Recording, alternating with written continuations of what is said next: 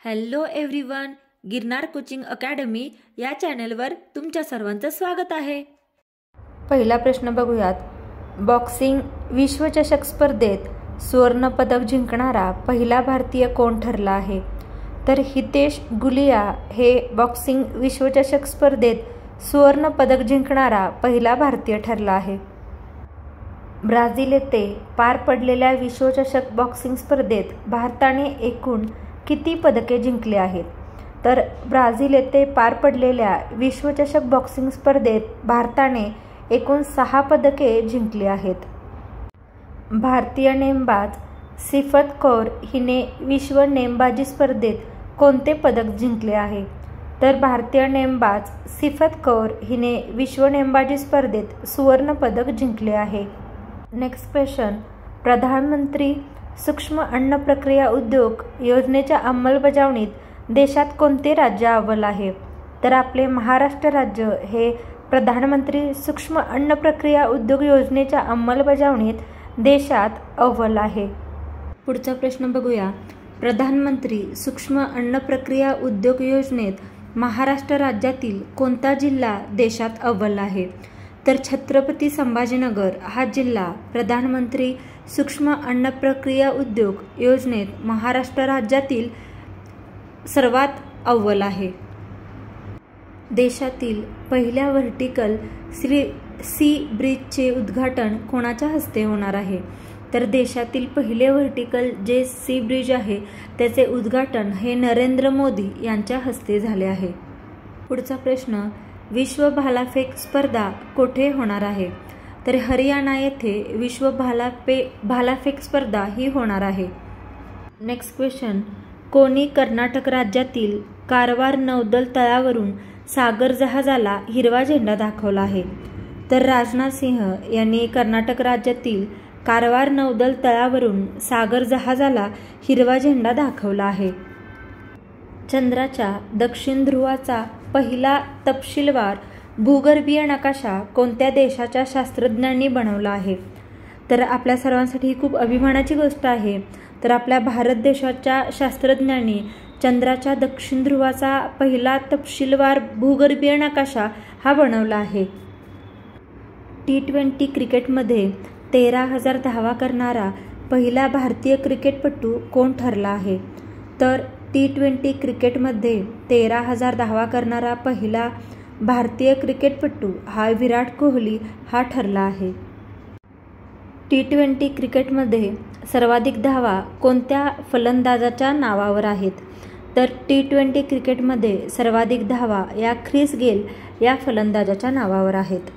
पुढचा प्रश्न. आशियाई बॅडमिंटन स्पर्धा 2025 कोणत्या देशात आयोजित करण्यात आली आहे? तर आशियाई बॅडमिंटन स्पर्धा 2025 ही चीन देशामध्ये आयोजित करण्यात आली आहे. खेलो इंडिया यूथ गेम्स 2025 चे आयोजन कोणत्या राज्यात करण्यात आले आहे? तर खेलो इंडिया यूथ गेम्स 2025 चे आयोजन हे बिहार या राज्यात करण्यात आले आहे. 6वी बिमस्टेक शिखर परिषद 2025 चे आयोजन कोठे करण्यात आले आहे? तर थायलंड येथे 6वी बिमस्टेक शिखर परिषद 2025 चे आयोजन करण्यात आले आहे. 7व्या बिमस्टेक शिखर परिषदेचे अध्यक्षपद कोणत्या देशाकडे आहे? तर 7व्या बिमस्टेक शिखर परिषदेचे अध्यक्षपद हे थायलंड या देशाकडे आहे. 150वी आंतरसंसदीय संघ महासभेचे आयोजन कोठे करण्यात आले आहे? तर 150व्या आंतरसंसदीय संघ महासभेचे आयोजन हे उझबेकिस्तानमध्ये करण्यात आले आहे. नुकतेच चर्चेत असलेल्या रिव्हर ब्लाइंडनेस हा एक दुर्लक्षित कटिबंधीय आजार आहे जो कोणत्या घटकामुळे होतो? तर परजीवीमुळे हा आजार होतो. Next question. महाराष्ट्र सरकारने कोणत्या ठिकाणचे ऐतिहासिक आणि प्राचीन सकलेश्वर महादेव मंदिर हे राज्य संरक्षित स्मारक म्हणून घोषित करण्याचा निर्णय घेतला आहे? तर महाराष्ट्र सरकारने अंबाजोगाई हे ठिकाणाचे ऐतिहासिक आणि प्राचीन सकलेश्वर महादेव मंदिर हे राज्य संरक्षित स्मारक म्हणून घोषित करण्याचा निर्णय घेतला आहे. यासोबतच हे महादेवा मंदिराचं नाव देखील लक्षात ठेवा, हेही महत्त्वाचं आहे. काय नाव आहे तर सकलेश्वर महादेव मंदिर.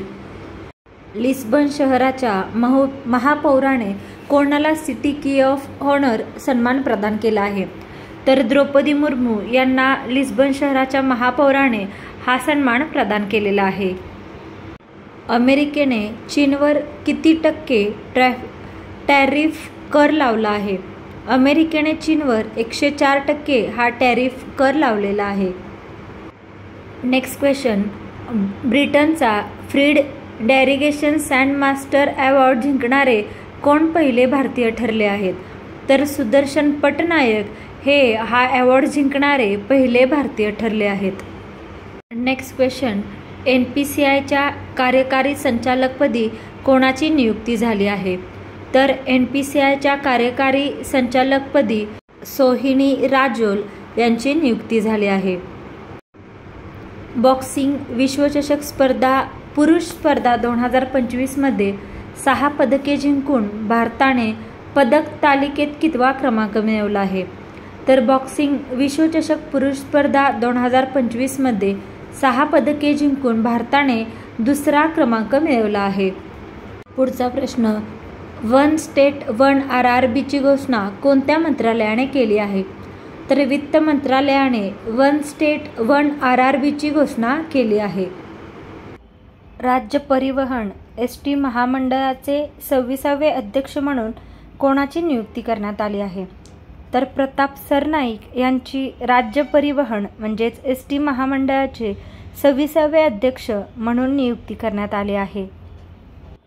अर्जेंटिना येथे सुरू असलेल्या विश्वचषक नेमबाजी स्पर्धेत महाराष्ट्राच्या रुद्राक्ष पाटीलने कोणते पदक जिंकले आहे तर अर्जेंटिना येथे सुरू असलेल्या विश्वचषक नेमबाजी स्पर्धेत महाराष्ट्राच्या रुद्राक्ष पाटीलने सुवर्ण पदक जिंकले आहे. केंद्र सरकारने नौदलासाठी कोणत्या देशाकडून 26 राफेल विमान खरेदी करण्यास मंजुरी दिली आहे तर केंद्र सरकारने नौदलासाठी फ्रान्स देशाकडून 26 राफेल विमान खरेदी करण्यास मंजुरी दिली आहे. Next question. भारताचे पहिले हाय अल्टिट्यूड क्लायमेट रिसर्च स्टेशनचे उद्घाटन कोणत्या राज्यात करण्यात आले आहे तर भारताचे पहिले हाय अल्टिट्यूड क्लायमेट रिसर्च स्टेशनचे उद्घाटन जम्मू आणि काश्मीर या राज्यात करण्यात आलेले आहे. कोणत्या देशाने पंतप्रधान नरेंद्र मोदी यांना दुसऱ्या महायुद्धात जर्मनीविरुद्ध विजय मिळवल्याच्या विजयी दिनाला उपस्थित राहण्याचे निमंत्रण दिले आहे तर रशिया या देशाने पंतप्रधान नरेंद्र मोदी यांना दुसऱ्या महायुद्धात जर्मनीविरुद्ध विजय मिळवल्याच्या विजयी दिनाला उपस्थित राहण्याचे निमंत्रण दिले आहे. Next question. रशियात कोणत्या दिवशी विजय दिन साजरा करण्यात येतो तर रशियामध्ये 9 मे या दिवशी विजय दिन हा साजरा करण्यात येतो. पुढचा प्रश्न. GP ड्रस्टी प्रोग्रॅम कोणत्या राज्याने सुरू केला आहे तर गुजरात या राज्याने हा प्रोग्राम सुरू केला आहे ज्याचं नाव आहे GP ड्रस्टी किंवा DRASTI. Next question. भारताने सर्वाधिक साखर निर्यात कोणत्या देशाला केली आहे तर सोमालिया या देशाला भारताने सर्वाधिक साखर निर्यात केली आहे. भारतीय रिझर्व्ह बँकेने रेपो दर 6.25% वरून किती टक्के केला आहे तर भारतीय रिझर्व्ह बँकेने रेपो दर हा 6.25% वरून 6% केला आहे.